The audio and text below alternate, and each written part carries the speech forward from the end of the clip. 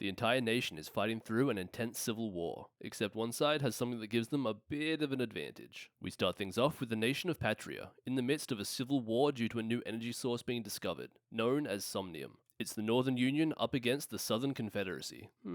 Where have I heard that one before? The war is currently being dominated by the South as they far outnumber the North. We then cut to a battlefield, in which the Northern Union is attempting to attack a fortified stronghold held by the South. After a not-so-successful initial charge, a shell-shocked soldier watches a group, clad in white, walking towards the fort, when the leader of the group tells them to commence the attack. And we see them all begin to transform into mythical beasts, which, surprise surprise, allows them to completely break through the defenses of the fort and destroy the enemy base. You know, if the southern troops attacked them here, when they were out in the open, completely defenseless, this might have gone a bit better for them. After the battle, we learn that the Northern Union has turned to using forbidden technology in order to give them an edge in the war. These soldiers that they use are known as incarnates. Later that night, the leader of the incarnates, Hank, meets his childhood friends Kane and Elaine in a tent, where we discover that Elaine is the scientist who discovered the method of creating incarnates in the first place, and is now trying to find a method in which she can reverse the process. Moving forward, we then get a montage of the incarnates, ensuring victory after victory for the North, until eventually, after the victory of one battle, this snake-looking dude,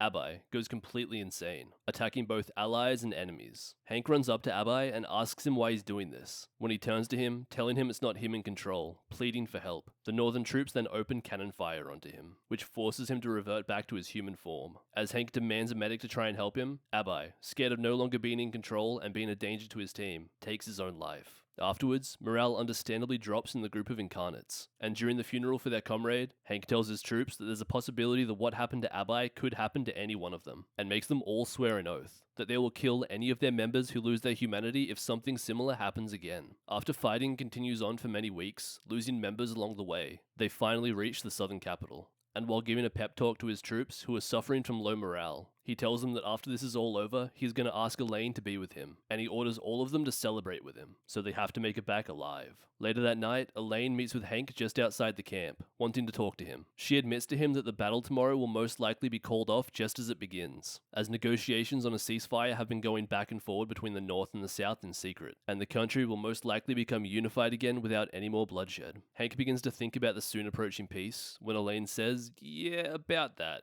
turning around with tears in her eyes, pointing that thing at Hank, shooting him in the side with a special god-killer bullet. She tells him that she couldn't figure out a way to return incarnates back to humans, and that they will all eventually become beasts, becoming a greater threat than the Civil War ever was, admitting that this is the only way to save them. Yeah, I think just not shooting them might be a better way to save them, but that's just me. Just then, her co-conspirator Kane shows up, and she hands him a gun with more god-killer ammo. He is going to help her eliminate the rest of the squad, before they then commit suicide. But then Kane, unwilling to give up his powers, hits Elaine with the reverse Uno, shooting and killing her. Hank then awakens 2 months later from a coma, where he is told by an intelligence agent named Liza that the war is over, and the surviving incarnates have spread out across the entire continent, and are now wreaking havoc in their beast forms. She then informs him that Elaine's body was never found, and Hank swears to complete the oath he made with his troops, to kill any of them who have lost their humanity. We then cut to an orphanage sometime during the war, being run by a man named William John Bancroft, with his daughter, Charles. We find out that both the village and the orphanage are quite poor, due to the civil war going on. One day, after making their way back to the orphanage after a failed hunting mission, Union officers are waiting at the front door for them, where they later have a conversation with Will and subsequently draft him into the war. When he tells Charles, she is furious, but he explains to her that there is apparently something special about him, and if he goes, the village and the orphanage will receive funding from the government, which will help everyone. As he goes to leave, Charles promises to him that she will be waiting here for him to return. We then cut forward to shortly after the war had ended. A large brown dragon walks into town, which sounds like the start of a really bad joke, but they are all told by the Union soldiers that this is William John Bancroft, and he is now stuck in his incarnate form permanently. Hey, having a dragon for a dad can't be too bad, can it? Despite the change of appearances, everyone welcomes him back with open arms, declaring him a war hero. A short time after they settle into the new dynamic, Will begins to scream out in the middle of the night, which not only troubles the orphans, but also the local villagers. After this occurring for a while, the villagers then begin to complain to Charles that their cows and livestock have been found dead, completely torn to shreds, accusing her father of being the culprit. And due to his worsening state, they also take the children away from the orphanage, as it's not safe for them anymore. Later that night, Charles is awoken by gunfire, and upon racing outside to see what's going on, she finds Hank, standing over her father's wounded body, before Hank, using the Godkiller ammo, kills Will before walking away, leaving Charles to grieve in the rain. Having nothing left for her now, she takes her father's elephant gun and leaves to track down Hank, who she actually finds absurdly quick, just big chillin' in a bar in the nearby town. She confronts him, shooting him through the chest, but she ain't using Godkiller ammo, so it does practically nothing to him. Hank then grabs and takes her to a nearby alley to question her, where she reveals to him that she is Will's daughter. Saddened by this, he makes his way out onto the main street, as he hears the very thing he came to this town for, telling Charles to stay there. Hank then finds another one of his comrades, Danny, having just returned to town with a money bag stained with blood. Hank approaches Danny, reminding him of the oath they had all taken that day, and that he is here to make sure they keep that oath. When Charles steps between them, saying there is no proof Danny has done anything to deserve death. I mean, a big bag full of bloody money kinda says it all. It didn't get that way by itself. But Danny takes all ambiguity away, admitting to killing several traveling caravans when they wouldn't give him their treasure. Bringing it back so the town would prosper. The fight ends pretty swiftly, with Hank being more than Danny can handle. Hank then remembers their time together, when they were both brothers in arms, before killing him. As Hank goes to leave, Charles asks him if he's going to kill any more of his comrades. And he tells her that they all took an oath that day, but refuses to say anything more. Charles decides that since her father died before she could learn anything, she will accompany Hank to see with her own eyes why her father had to die. Sometime later, Charles and Hank arrive at the town known as Rogue Hill, which has a massive fortress on one side of it. There, they meet up with everyone's favorite, Liza, who informs them that the one who created the massive fortress is an incarnate which takes the form of a minotaur,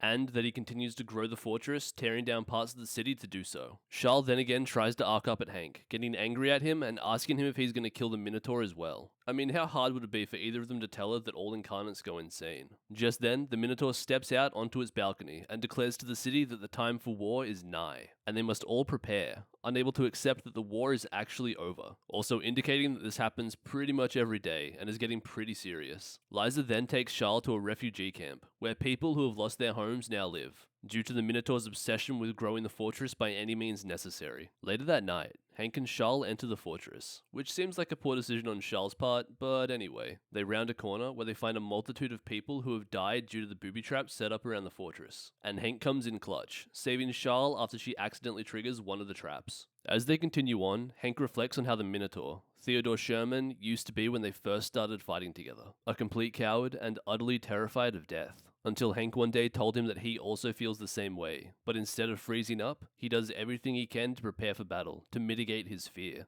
This inspired Theo, and this method of building a fortress is his own way of preparing for battle. As Hank walks through the main building, a gate drops down and he manages to successfully ditch Charles, who he had no intention of taking any deeper. Just then, Liza, who had followed them in, comes to retrieve Charles like her and Hank had planned earlier, as if she was to go with him, she would most likely die. Charles, however, refuses to go with her, wanting to help Hank, and Liza folds, helping her to open the door. After navigating through the labyrinth, wow, the Minotaur made a labyrinth. How original. Hank finds Theo in the middle of a large open area, who is happy to see him, although Theo has become incredibly paranoid that there are enemies in the walls and behind every corner. Seeing that he's lost his mind completely, Hank has no other option but to tell Theo that he is the enemy that has come to kill him, and their battle begins. As their fighting grows, they fall through the floor onto the layer below, just as Charles and Liza arrive, seeing a knocked down Hank on the ground. Charles tries to tell them to stop fighting, again, and Liza tells her it's no use, as Theo has lost his mind long ago. Just as Theo brings his axe down, Hank catches it with his hands,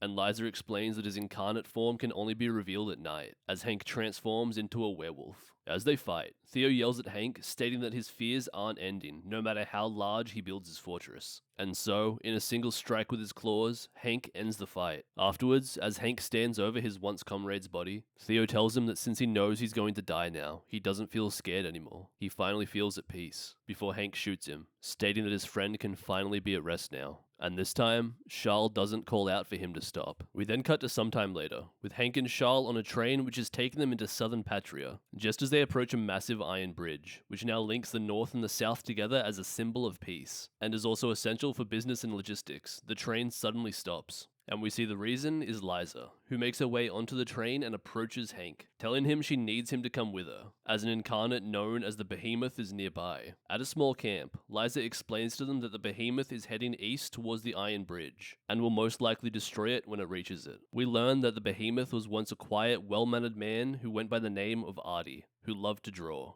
His name was Artie, and he loved to draw. Yeah, no, that's just great. That's an inspired name right there. Later in the afternoon, the military act on a plan made by Hank to stop the Behemoth. As they distract it with cannonball fire, relentlessly pummeling it, Hank sneaks around behind one of the joints in his legs which don't have reinforced armor plating, using his thunder spear-like weapon to take Artie down. Back at camp, Liza explains to Charles that the Behemoth hasn't hurt anyone, as he has been actively avoiding populated areas, indicating that he seems to still have some humanity left. The next day, Charles walks up to him, trying to understand what it is he's searching for, but doesn't really get any answers. Shortly after, the railway president comes along, demanding to know why they haven't killed the Behemoth yet, completely dismissing their plan of using dynamite to fill the valley to dissuade its path, instead saying they should use the dynamite to kill the beast. He leaves in anger when Hank says he's not changing the plan. That night, men from the railway somehow manage to knock out the trained and armed military guards, and try to blow up Artie, which doesn't exactly go to plan for them, as he gets sent into a rage and they get squished. A now unrestrained and angry Artie approaches the bridge. In his transformed state, Hank manages to slow him down somewhat, and pushes him into the side of the cliff that was laced with dynamite from their earlier plan, then activating a second batch of dynamite, which funnels all of the explosive power right into his chest, tearing it open completely. Even after suffering all of these injuries, Artie still pushes on,